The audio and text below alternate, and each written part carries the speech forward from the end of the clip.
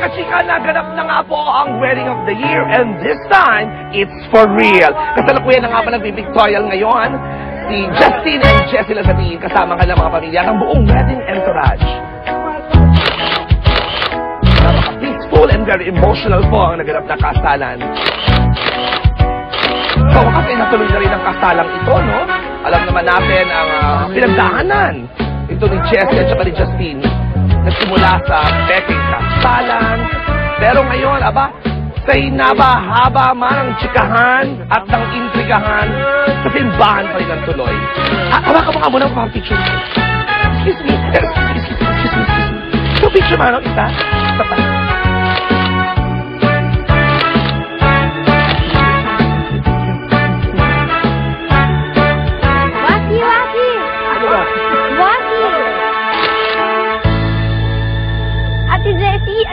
Oo.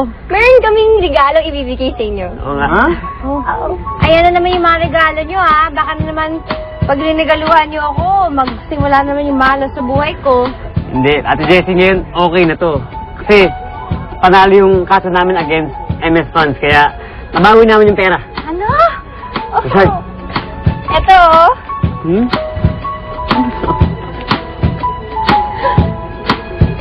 Tickets to Prague? Uy! Totoo ba to? Oo, totoo yan. Oh. Thank you!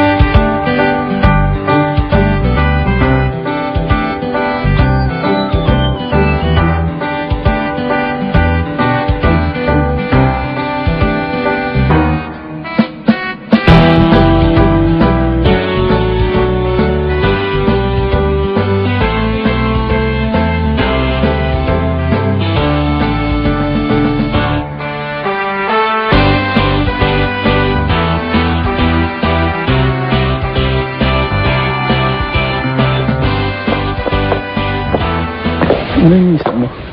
Wala, parang yung frog, tinan mo, parehong-pareho yung itsura niya, wala naman nagbago. Pero para sa akin, ibang-iba siya ngayon. May sense ba yung sinabi ko? Oo naman. I know exactly what you mean. Bigyan mo parang kailan lang, nakatiba kita sa Ilebano, tapos sungit-sungit mo pa. Kala mo kung sino kang gwapo, hindi naman ganun kagwapo, medyo matangkad ka lang. Sorry, I just wanted to relax back then. Alam ko kasi pagdating ko dito, puro trabaho na naman.